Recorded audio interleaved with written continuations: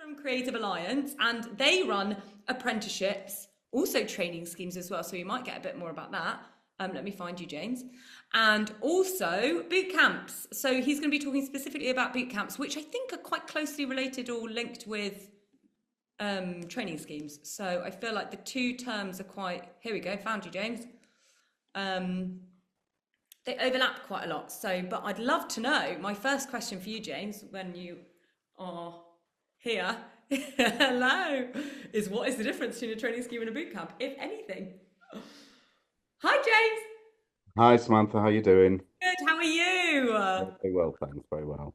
Thank you so much for joining us. You're our last speaker in this section. So I feel like everyone is very warmed up for you. This will be, the highlight of their morning, I imagine. So tell us, first of all, introduce yourself. Who are you? What does Creative Alliance do? Tell us a bit about that. Yeah, yeah. So my name's James Ellis. I'm the business development manager for Creative Alliance. So what I do, Creative Alliance are a provider that specialise in creative digital marketing, work-based training, with a big sort of caveat in apprenticeships. We work with some of the largest companies probably in the world, with like McCann and Sony, Music Publishing Group, all the way to small marketing agencies. But we only do the creative world. We don't sort of dabble in anything else. My job is to work with employers, to engage with those employers to help to see if they want to take on apprentices or get involved with some of our schemes. And I also manage the team, our marketing team, and I manage our recruitment team. So probably on a day-to-day basis, I see the young people that get success in this sector and what employers are looking for as well. And we also run boot camps, which we're running our kind of last lot in this funding band. Pretty much now, I think the digital marketing one starts today, so nobody would be able to go onto that one. But we've got content creation coming up and film and live events. So over the next coming months. Amazing. So, I mean, you have the most comprehensive overview of all of the different alternative pathways into the creative industries that isn't uni, basically. Yeah, all the kind of work-based ones. I mean, we're a social enterprise, which if people don't know what that means, it basically means we're a charity, but we run as a business. So anything that we earn is non-for-profit, so it gets invested back into the company. So yeah, we do a lot of work-based community projects and but just in the creative sector. Okay, yeah, and I love that. I mean, very on theme. Okay, so we know what an apprenticeship is. We know Yeah. what uni is. We know what straight to work looks like.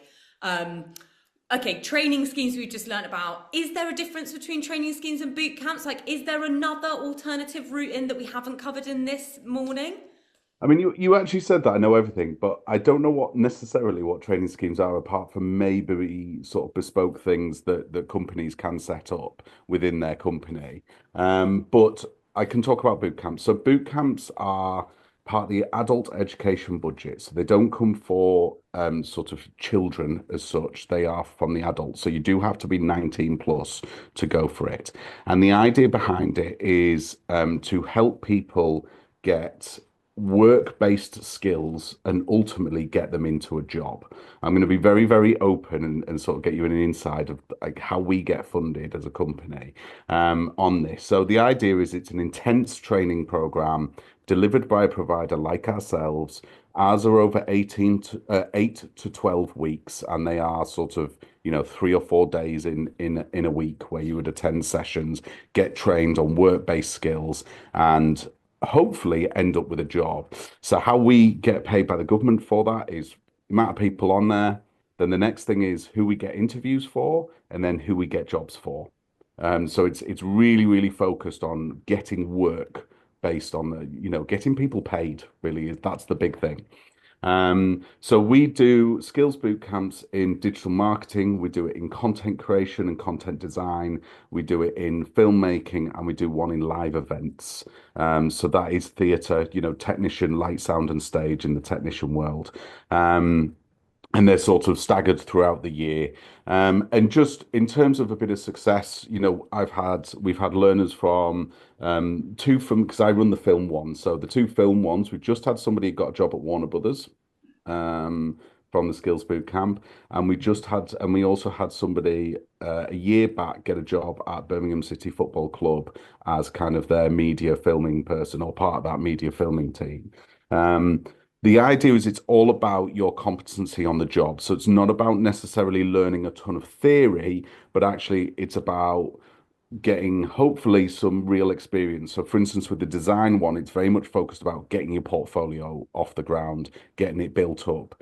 Um, and, so you've got something to show. I know from my background with a lot of recruiting, employers don't, it sounds awful, but don't really care about what education you've got. The first thing, particularly in design and filmmaking, the first thing they want to see is what have you made? Then Mm. the education comes in. So they look at portfolio first. I'm recruiting at the moment for an apprenticeship in filming in Birmingham, and they don't want to see CVs. They just want to see portfolios first, and then they'll look at CVs afterwards. That's how intense it is in terms of that. So the boot camp, yeah, 8-week course focused on getting you a job. I love that. Okay, well, I mean, that fully makes sense. And very interesting that it's for people who are 19 plus. I didn't know that. Um, Yeah, so 19 plus, you have to be a UK citizen. And for our skills boot camps that are running at the moment, you have to be based in certain cities, unfortunately, just because obviously the focus is on getting people jobs. That's where we know we've got clients and got opportunities. of course, but that doesn't mean necessarily that there are no boot camps anywhere else available, right? Just to clarify. Yeah, there's hundreds of them going on. What I will say is the national funding runs out this year, so this will be your last chance to have a go at the national funding boot camps, though they are kind of devolving to local ones. So there might be more in your area, but I can't promise that. So if you want to do it now. Okay, no, action. I love that. You've also mentioned really briefly what employers are beginning to look for, or what can the young people prioritize? What should they be prioritizing? Education is becoming less important. Skills are becoming more important, is what I'm getting. Talk more about that. Yeah, I never want to say education is becoming less important. Education is Yes, always important, big and jump. making sure you build up your learning is always important. But in the creative sector in particular, practical skills are paramount in terms of success. It is a competitive, it is a competitive sector, and therefore you've always got to think about who you're up against. So if a company's looking at 10 people and they've all got the same education, same degree, but one of them has, say, for marketing, ran their local unions, even at universities, social media, who has maybe worked for their sports club and ran their social media or ran some events or something like that. That just puts them that little, that's the little lean forward that gets you across the race. And that's that extra bit that puts you ahead and tails over it. So having those examples of work, you can say in an application, I'm really passionate about the creative sector. What the employers say back is prove it. Yeah. So if you can't prove it, like being passionate just sat scrolling on TikTok isn't being passionate. That's just being a human being at the moment. We all do a bit of doom scrolling on TikTok, but show me that you're passionate about creating those things. I run our marketing team and I run my local rugby club's social media just on the side for fun. So filmmaking's the same. What films have you made? Even if it's a mess around horror film with your mates or some music videos with local bands, that's the kind of thing they're looking for. They're not looking for professional work or design. Have you, looked at even a company down the street? One girl got a job that she had basically given herself briefs. She'd seen brands that she wasn't too pleased with and decided to rebrand it. She didn't give it to the company to do and say, I don't like your brand, I've rebranded it for you. She just did it for fun. That was her portfolio, and that was fine. She got a job. She's a full-time graphic designer now. So if you're going to tell me you're passionate, I'm going to say prove it. That's going to be my response. And your proof should be examples of work. And particularly in the design world and film world, try and differ what you're doing. I get a lot of like anime and computer game influenced art, and that's great, but it should be like a little bit of a lot of portfolios would get go, this is something I did sort of professionally or like a professional thing, like a rebrand, like I said. This is another one I did, and then this is the stuff I like to do for fun. Shows a varied amount of stuff, so that's what if you want to take that next step, have varied work. We actually did a bit of research with our content creators companies, and a lot of them said they would rather see one project done from start to finish, idea development, how you develop those ideas, what prototypes you went through, what drafts you went through, and then why you ended up with the final one with the explanations of that, than kind of lots of random stuff put together. Yeah, that makes sense. Also, it displays an ability to communicate effectively if you're creating a coherent narrative with a project, right? So Yeah, it's and I suppose creative decisions, not all decisions are going to be the right thing, but if you can say, I decided to do this because this, and this, I've seen that there's a trend for, large typography or sort of, I don't know much about design, but blocky typography. I saw it on this film and this film. That's why I decided to do it. They might not agree with you, but they'll at least understand that you've made a creative decision based on research and based on a bit of learning and things like that. absolutely.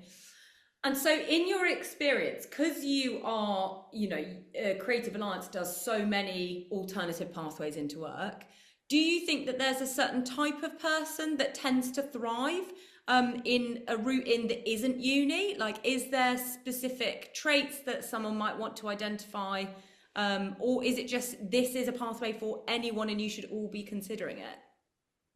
I think a lot of employers, particularly when in apprenticeships, are very aware that they're not going to have professional experience, but one of the things they're really looking for is passion and a Mm. hunger to learn. I think hard work always trumps talent. There's plenty of people I've seen who have failed because they're incredibly talented but don't put the work in. We get a lot of employers that sort of say they turn up on time, they're really hardworking. Not quite yet there yet, but they're really hardworking, so we know we can get there.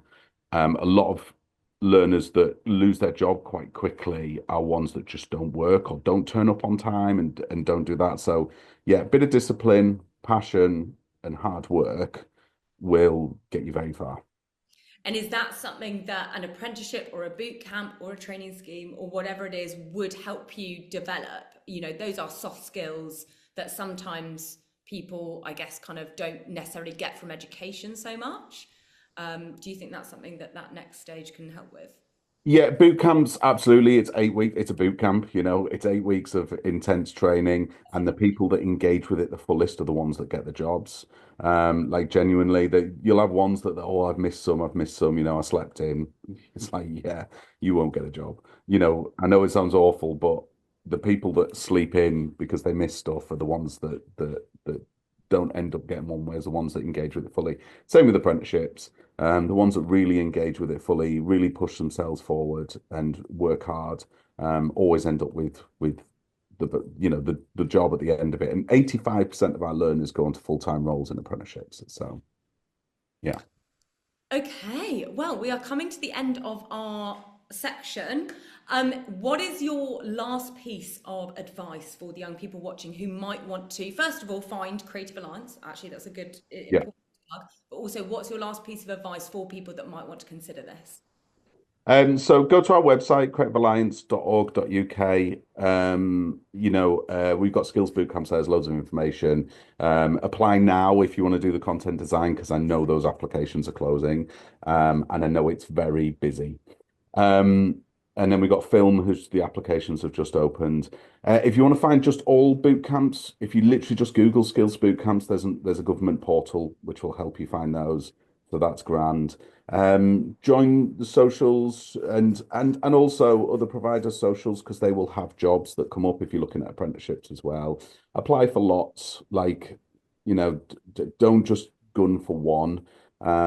It's tough, so you just might be pipped at the post. We will help you and probably put you forward to other ones, but yeah, um, don't get disheartened and keep going. Keep going, yes. Thank you so much, James. That's all we got time for, but that has been very enlightening. I feel like I know a lot about boot camps now and I didn't before, and just in general, what employers are looking for. That was really interesting, really important. So really appreciate you coming in.